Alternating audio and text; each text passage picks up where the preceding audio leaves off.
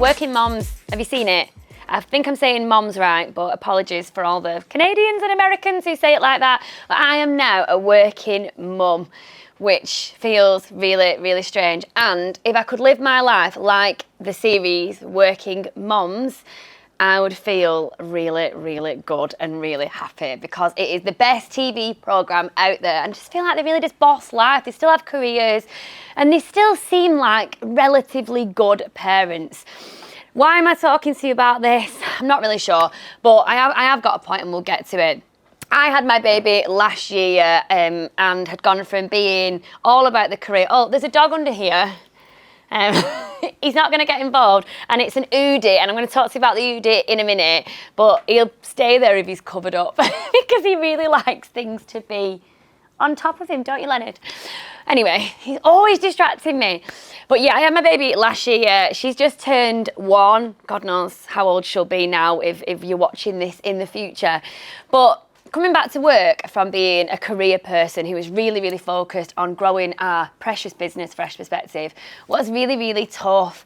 That was the main thing that I thought about, apart from having my personal social life. Fresh was my baby. And then going off to have an actual human baby changed my life rapidly. It was literally that day I had a planned C-section, and that day my life changed forever and my priorities changed. And obviously I'm not the only working mum. There's going to be a lot of other women out there who the same thing might have happened to. Now, I obviously own a business with my sister, and so me returning to work was really flexible. I have a lot of autonomy and I guess choices to do what would feel right for me. Now, maybe not everyone has that if they're employed, or even if you are a business owner and the business doesn't mean that you can do that. But I just wanted to talk to you about it can feel better than how it has been done before. You hear horror stories of new mums going back in, their jobs being completely and utterly messed up by other people, their jobs no longer being there, being treated really badly,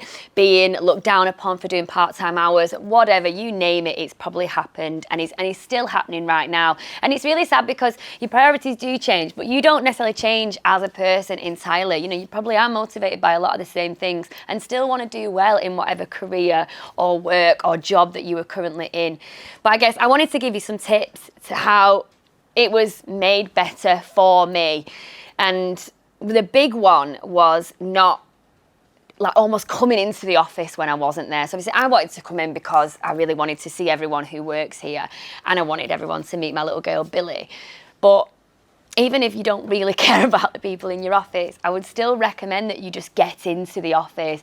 Even if it's once a month, if you're off for 9 months and you don't go into your office and you just rock up on day one, you're going to feel like really, really intense, a lot of pressure, maybe that you don't belong, imposter syndrome might kick in. There's lots of different things that might happen. So even if you decide that you're just going to go in once a month, even if it's just to have a break, you know, find someone who you like, hopefully there's one person that you like in your office, or meet with your boss, or go in for some training, just whatever, take your baby in if you have to, but try and get into your office.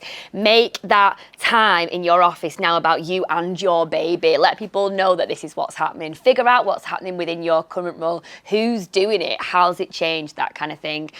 Another one which was really good for me was having a phased return. Now I know that this isn't possible for everyone, it all depends on what your money situation is like, but for me, I think I started on 1 day, maybe 2 days a week, which again was really hard to get what I wanted to get done in those 2 days, but just doing it slowly, building up my confidence really, really helped me feel like I was sort of bedding back into the business that was once before. And we had quite a new team as well, so we've done a lot of recruitment since I've been off, so it did feel a little bit weird me coming back and not necessarily knowing everyone in the same way that I knew them before. So coming in gradually, being able to still spend time with these guys as well as my baby meant that I felt like I had a balance and it didn't feel as scary. I actually sat outside of everyone. It's good and bad. We've got a really lovely, big, spacious office. That's where I am right now. This area here is where we do all the crazy stuff, like dance and hit and roly-polies and happy horses and all that sort of stuff. Over there is where the recruitment magic happens. And we sort of sat in a cluster, if you will. And when I came back, I sat on the outskirts. And it was good because it meant I got a lot of sales done, and I did an amazing first month back, probably a record month for me in terms of sales because I could concentrate. And it did give me that time to bed in, but then what it ended up doing was making me feel really isolated. And I was like, oh my goodness, I can't get back into the click of my own business. This feels awful. And so there's positives and negatives to kind of starting on the outskirts, as long as you've got a plan to move in and create space for yourself. You know, take up that space as a woman who knows what she wants. I'm looking down because I want to make sure that I have got the right notes. I have prepped for this, but obviously I don't really have any memory. I've not slept for about a year, so yes. But have a plan with your line manager. I've just eaten some Weetabix, and I think some's just come out of teeth, which is not very nice. But anyway, never mind. Hopefully I've not got lippy all over my face now. I did try and make an effort for this video. But yeah, have a plan. So I would almost start planning to return before you leave. Now, if you're already in the thick of like motherhood, then it's too late for you to follow this particular tip. But if not, if you're pregnant and you're coming up to go on maternity leave, just put some sort of return to work in a Word document or whatever, use Trello, whatever it is, but just try and have an idea of when you come back to work, how that might look, how that might take shape. Because then when you do start thinking about going back to work, you're like, oh my God, I've already got a plan.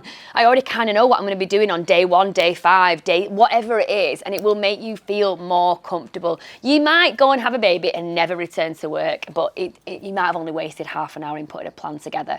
And whoever you report into, or even if you don't report into anyone, you're right at the top, have someone who you would speak to about what that's going to be like when you do return to work. And I think, apart from that, it's kind of like you are worthy of the position that you had before. Your life might have changed, you might have a baby now, and your priorities are different to what they were before, but you still deserve to do the job that you've worked really hard to do all these years, or however long you've been doing it for.